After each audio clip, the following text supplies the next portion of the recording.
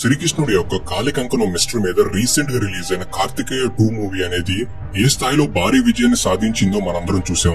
అయితే కేవలం ఇది మాత్రమే కాదు, శ్రీకృష్ణుడికి సంబంధించిన ఎన్నో మిస్టరీలు అనేవి నేటికి ఇంకా అలా దాగే ఉన్నాయి.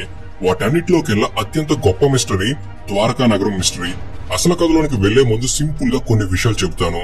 కృష్ణుడు కంసుడిని చంపిన విషయం మనందరికీ తెలుసు.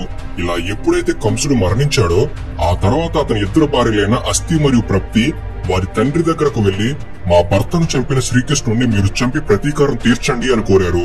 అస్థి మరియు ప్రప్తి వీరిద్దరూ అక్క చెల్లెళ్ళు. వీరి తండ్రి పేరు జరాసంధ. కంసుడిని చంపి తన ఇద్దరు కూతులను విధవరాలను చేసిన శ్రీకృష్ణుడిపై జరాసంధుడికి పగ ఏర్పడుతుంది. ఇక అప్పటి నుండి జరాసంధుడు కృష్ణుడిని ఓడించేందుకు చంపేందుకు నిత్యం కృష్ణుడు నివసిస్తున్న మధుర నగరంపై తన సైన్యంతో దండయాత్ర చేస్తుండేవాడు. ఈ యుద్ధాల కారణంగా ఎంతో మంది మధుర నగర ప్రజలు తమ ప్రాణాలను కోల్పోయేవారు. ఇది గమనించిన కృష్ణుడు అన్నిటికంటే మొదటిగా తన మధుర నగర ప్రజలను కాపాడాలి, ఆ తర్వాత జరాసంధుడి సంగతి తేల్చాలి అని నిర్ణయించుకున్నాడు. ఇందుకోసం అతని నుండి ప్రజలను రక్షించేందుకు ఒక కొత్త నగరాన్ని సముద్రానికి మధ్యలో కట్టాలని, అక్కడికి ఈ ప్రజలను తరలించాలని భావించి సముద్రుణ్ణి కాస్త భూమి ఇవ్వమని శ్రీకృష్ణుడు ఆదేశించాడు. దాంతో సముద్రుడు వెనువెంటనే వెనక్కి జరిగి 12 యోజనాల భూభాగాన్ని శ్రీకృష్ణుడి కోసం ఇచ్చాడు. ఆ భూభాగంలో కట్టిన నగరమే ఈ ద్వారకా నగరం. ఈ ద్వారకా నగరం చాలా పెద్ద మహానగరం. ఇందులో లక్షల సంఖ్యలో రాజభవనాలు ఉండేవట. అలాగే ఈ నగరంలో చాలా వాటిని వజ్రాలు, క్రిస్టల్స్, ముత్యాలు, బంగారం వంటి అపురూపమైన రత్నాలతో నిర్మించారు. ఈ ద్వారకాని స్వయంగా శ్రీకృష్ణుడే పాలించాడు. ఇక ఇప్పుడు మన టాపిక్ లోనికి వద్దాం. ఎంతో అద్భుతంగా నిర్మించిన ఈ ద్వారకా నగరానికి తర్వాత ఏమైంది? ఎందుకని సముద్రంలో మునిగిపోయింది? ద్వారకాను నాశనం చేసింది ఎవరు? ఎందుకని చేశారు? అసలు ఆ రోజు ఏం జరిగింది? ఇప్పటికీ ద్వారకా నగరం అనేది సముద్ర అడుగు భాగాన నిజంగా ఉందా? అలాగే శ్రీకృష్ణుడు ఎలా మరణించారు? ఇలాంటి మరెన్నో ప్రశ్నలన్నిటికీ కూడా సమాధానాలని ఈ వీడియోలో మీకు క్లియర్ గా అర్థమయ్యే రీతిలో తెలియజేస్తాను. సో ఎండ్ వరకు మిస్ అవ్వకండి. అండ్ ఇలాంటి మరెన్నో ఇన్ఫర్మేటివ్ వీడియోస్ ని మీకు తెచ్చేందుకు మీ సపోర్ట్ గా జస్ట్ లైక్ చేయండి చాలు. సో ఇంక లేట్ చేయకుండా let's get into the video.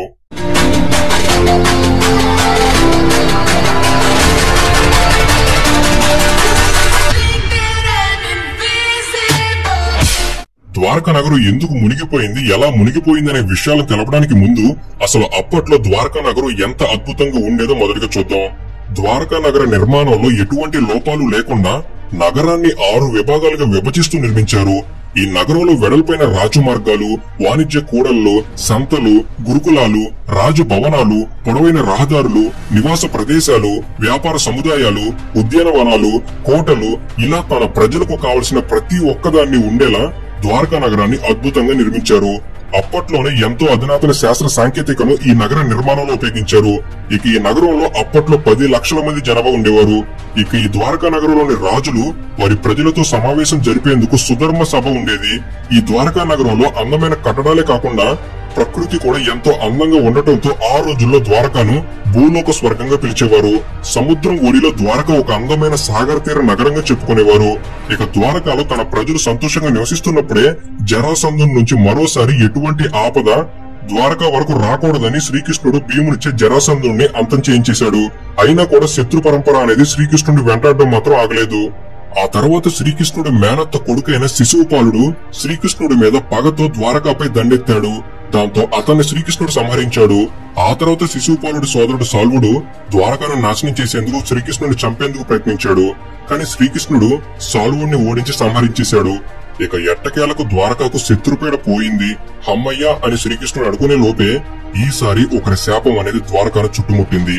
ఆ శాపం మరెవరిదో కాదు, 100 కౌరవుల తల్లి అయిన గాంధారీది. ఈమె శ్రీకృష్ణుడిని శపించడం వెనక ఒక కారణం దాగి ఉంది. పాండవులకి కౌరవులకి మధ్య హస్తినాపుర సింహాసనం కోసం కురుక్షేత్ర యుద్ధం జరిగింది. ఈ యుద్ధంలో పాండవులు గెలవగా 100 మంది కౌరవుల్లో దుర్యోధనుడు ఒక్కడు తప్ప మిగిలిన 99 మంది కౌరవులు చనిపోవడం జరిగింది. ఈ కురుక్షేత్ర యుద్ధంలో శ్రీకృష్ణుడు ఇద్దరి తరపున తటస్థంగానే ఉన్నాడు. నేను మరియు నా యాదవ సైన్యం, ఈ రెండిట్లో మీరు ఒకదాన్ని కోరుకోండి అని పాండవుల్ని కౌరవుల్ని శ్రీకృష్ణుడు అడిగినప్పుడు పాండవులు శ్రీకృష్ణుని కోరుకోగా కౌరవులు శ్రీకృష్ణుడి సైన్యాన్ని కోరుకున్నారు. దాంతో అలా కురుక్షేత్ర యుద్ధంలో పాండవుల తరపున శ్రీకృష్ణుడు ఉన్నప్పటికీ కూడా కేవలం అర్జునుడి రథాన్ని నడిపేడే తప్ప కౌరవుల సైన్యంతో యుద్ధానికి దిగలేదు. కానీ ఏది ఏమైనప్పటికీ 18 రోజుల భీకర పోరాటం తర్వాత పాండవులే ఈ యుద్ధంలో గెలవడం జరిగింది. ఈ యుద్ధంలో కౌరవులు ఓడిపోగా యుద్ధం ముగిసేసరికి 100 మంది కౌరవుల్లో దుర్యోధనుడు ఒక్కడ తప్ప మిగిలిన 99 మంది కౌరవులు ప్రాణాలు కోల్పోయారు. దాంతో యుద్ధం పూర్తయిపోయిన తర్వాత 100 మందిలో తన 99 మంది బిడ్డల్ని కోల్పోయిన కౌరవుల తల్లి గాంధారి చాలా దుఃఖంలో మునిగిపోయి ఉంటుందని గ్రహించి ఆమెను పరామర్శించడం కొరకు శ్రీకృష్ణుడు గాంధారి దగ్గరకు వెళ్లాడు. అలా కృష్ణుడు గాంధారి దగ్గరకు వెళ్లగా ఆమె కోపంతో రగిలిపోతూ శ్రీకృష్ణుడిని ఇలా ప్రశ్నిస్తుంది.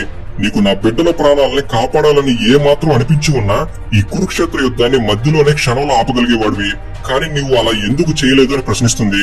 అందుకు కృష్ణుడు, మాతా గాంధారి, నీ భర్త అయినటువంటి ధృతరాష్ట్రుడు పూర్వజన్మలో ఒక హంస మరియు దానికి పుట్టిన 100 పిల్లల విషయంలో పెద్ద తప్పు చేశాడు. ఆ తప్పు యొక్క కర్మ ఫలితమే ఈ జన్మలో తన కంటి చూపును కోల్పోయాడు. అదే విధంగా తన 100 మంది బిడ్డలను పోగొట్టుకున్నాడు. ఇది ఆయన కర్మ ఫలితం. కర్మ నుండి ఎవరిని ఎప్పుడు తప్పించలేము అని శ్రీకృష్ణుడు సమాధానమిచ్చాడు. అందుకు మరింత ఆగ్రహానికి గురైన గాంధారీదేవి ఇలా బదులిచ్చింది. నా భర్త అంటే తప్పు చేశారు, ఇది ఆయన కర్మ, మరి ఏ పాపమో ఎరుగని నాకెందుకు ఇంత పెద్ద శిక్ష వేశారు అంటూ నీవు కూడా నాలాగే నీ కనుల ముందరే నీ పిల్లల్ని అనగా యాదవుల్ని ద్వారకా ప్రజల్ని కోల్పోయే పరిస్థితి వస్తుంది. నీ యాదవ జాతి మొత్తం నీతోటే అంతమై పోవాలి అంటూ గాంధారి శ్రీకృష్ణుని శపించింది. గాంధారి దుష్టులకు తల్లి కావచ్చు, కానీ ఆమె మహాసాధ్వీయమని ఆమె శాపం నెరవేరి తీరుతుందని కృష్ణుడికి తెలుసు. దాంతో కురుక్షేత్ర యుద్ధం ముగిసిన 3 దశాబ్దాల తర్వాత గాంధారి శాపం పనిచేయడం మొదలుపెట్టింది. ద్వారకా నగరం పతనానికి గాంధారి శాపం ఆయుధంగా మారింది. ఇది కాక మరో శాపం ద్వారకాకు వెంటాడిందని మనకు భారతం ద్వారా తెలుస్తుంది. నారదుడు, కన్వుడు, విశ్వామిత్రుడు ఇంకా కొంతమంది ఋషులు ఒకసారి కృష్ణుడిని చూడడానికి ద్వారకాకు వచ్చారు.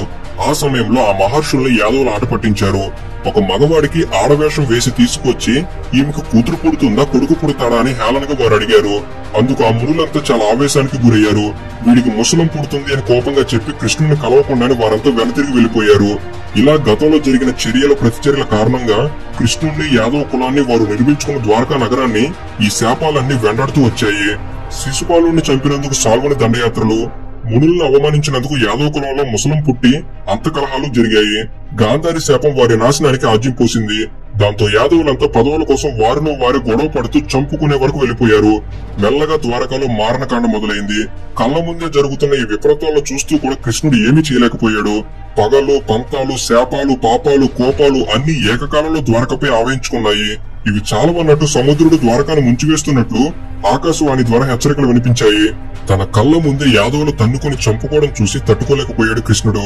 దాంతో చివరికి అర్జునుడిని ద్వారకాకు పిలిపించి యాదవుల బరువు బాధ్యతలు అర్జునుడికి అప్పగించి తాను ఇక అడవులకు వెళ్లిపోయాడు. ఇలా కృష్ణుడు అడవిలో ఒకరోజు ఏకాంతంగా చెట్టుపై కూర్చొని ఉండగా పొరపాటున ఒక వేటగాడి బాణం వచ్చి శ్రీకృష్ణుడికి తగులుతుంది. దాంతో శ్రీకృష్ణుడు తన తనువును చాలించాడు, అనగా మరణించారు అని అర్థం. నిజానికి ఇలా శ్రీకృష్ణుడి మరణం అనేది లోక కళ్యాణం కోసమే. ఇది కృష్ణుడి అవతారానికి ఒక ముగింపు. ఇక ఆ తర్వాత అర్జునుడు కృష్ణునికి అంత్యక్రియలు జరిపి ద్వారకాలో మిగిలిన యాదవ స్త్రీలను, వృద్ధులను, పిల్లలను తీసుకుని తన రాజ్యమైన హస్తినాపురానికి తీసుకుని వెళ్లాడు. ఆ తర్వాత అర్జునుడు చూస్తుండగానే ఆకాశం గర్జించింది. పిడుగులు, తోకచుక్కలు ద్వారకాపై కురిశాయి. సముద్రం ఒక్కసారిగా ఘోషిస్తూ ఉగ్రరూపం దాల్చి ఉప్పెనగా మారిపోయి ద్వారకాను తనలో కలుపుకుంది. ఇలా ఈ విశ్వ విఖ్యాత నగరం సముద్రంలో కలిసిపోయి కనుమరుగైపోయింది. ఈ ద్వారకా నగరం సమాచారం అంతా కూడా భారతం, భాగవతం వంటి పురాణాల్లో వివిధ సందర్భాల్లో చెప్పబడింది. ఇలా ఈ విధంగా ద్వారకా నగరం అనేది కురుక్షేత్రం జరిగిన 36 సంవత్సరాల తర్వాత సముద్రంలో కలిసిపోవడం జరిగింది.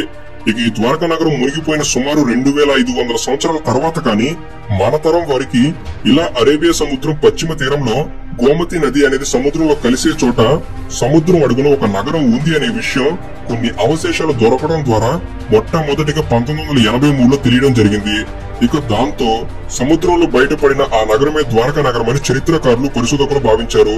ఎందుకంటే దీనికి సంబంధించి గుజరాత్ లోని బామ్నగర్ సముద్ర తీరంలో అనేక ఆనవాళ్లు లభించాయి కనుక. అరేబియా సముద్రంలో కనుగొన్న ద్వారక, పురాణాల్లో వినిపించిన ద్వారక ఒకేలాగున్నాయి.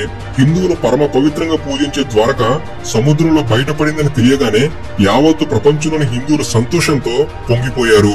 ద్వారకా నగరంపై పూర్తి స్థాయిలో పరిశోధనలు జరిపి జాతి ఘనకీర్తికి ప్రతీకలను వెలికి తీయాలని కోరుకున్నారు. ద్వారకా నగరం క్రీస్తు పూర్వం 1443లో సముద్రంలో మునిగిపోయినట్లు చరిత్రకారులు చెబుతున్నారు. అయితే ప్రముఖ ఆర్కియాలజిస్ట్ డాక్టర్ ఎస్ఆర్ రావు ఆధ్వర్యంలో జరిగిన పరిశోధనల ప్రకారం ద్వారకా నగరం క్రీస్తు పూర్వం 3050 ఏళ్ల క్రిందటని నిర్ధారించారు. గుజరాత్ తీరం నుంచి 20 కిలోమీటర్ల దూరంలో సముద్ర గర్భంలో 40 మీటర్ల లోతులో సుమారు 9 చదరపు కిలోమీటర్ల వైశాల్యంలో ఈ నగరం విస్తరించి ఉన్నట్లుగా పరిశోధకులు చెప్పారు. పరిశోధనల్లో బయటపడిన నిర్మాణాలకు సంబంధించిన రాతి కట్టడాల ఫోటోలను ప్రపంచానికి చూపించారు. అలాగే 2001 నుంచి 2004 వరకు జరిగిన పరిశోధనలో మరెన్నో ఆసక్తికరమైన ద్వారకా నగర అవశేషాలు, ఆనవాళ్లు, నమ్మశక్యం కాని ఆధారాలు దొరికాయి. డాక్టర్ ఎస్ఆర్ రావు బృందం 2001 నుంచి 2004 వరకు అనగా 3 ఏళ్ల పాటు ద్వారకా నగరంపై పరిశోధనలు చేశారు. 2001లో సముద్ర జలాల్లో మునిగి ఉన్న కొన్ని కళాఖండాలను వీరు వెలుగులోకి తెచ్చారు. అలా లభించిన కళాఖండాల్లోని భాగాలను యూకేలోని ఆక్స్ఫర్డ్, జర్మనీలోని హానోవర్, అలాగే పలు భారతీయ విద్యా సంస్థలకు కాల నిర్ణయ పరిశోధన నిమిత్తం పంపారు. ఇలా ఓ మహోన్నత నగరం సముద్ర గర్భంలో నేటికి చెక్కు చెదరకుండా దర్శనమిస్తుంది. భారత జాతి ఉన్నతిని లోకానికి చూపుతుంది. మహాభారతం కల్పిత కావ్యం కాదు, అది చారిత్రక గ్రంథం అని నిరూపించేందుకు బయటపడుతున్న ఈ ఆనవాళ్లు ద్వారకాకు మోగ సాక్ష్యాలుగా నిలుస్తున్నాయి. మహాభారత కాలం నాటి ఈ అద్భుత నగరం సముద్ర గర్భంలో మిస్టరీగా మిగిలిపోకూడదని ప్రపంచ వ్యాప్తంగా ఉన్న కోట్ల మంది హిందువులు అలాగే శ్రీకృష్ణుని భక్తులు కోరుకుంటున్నారు. ఆ మహానగరాన్ని తిరిగి నిర్మించాలంటూ కోరేవారు కూడా ఉన్నారు. ద్వారకా నగరానికి మరలా ఒకప్పటి పూర్వ వైభవాన్ని తీసుకురావాలనేది వీరి కోరిక. సో ఇది ఫ్రెండ్స్, ఈ వీడియో అనేది ద్వారకాకు సంబంధించిన పూర్తి ఇన్ఫర్మేషన్ ని మీకు తెలియజేయడంలో ఎంతో కొంత ఉపయోగపడింది అని భావిస్తున్నాను. ఈ వీడియో కనుక మీకు నచ్చినట్లయితే జస్ట్ లైక్ చేయండి చాలు. ఇలాంటి మరెన్నో ఇన్ఫర్మేటివ్ వీడియోస్ ఇక్కడ నుంచి రాబోతున్నాయి. వాటిని మీరు కూడా పొందేందుకు తప్పకుండా మన తెలుగు నాలెడ్జ్ సబ్స్క్రైబ్ చేసుకుని బెల్ ని ఆన్ లో పెట్టుకోగలరు. Thank you for watching. Have a good day.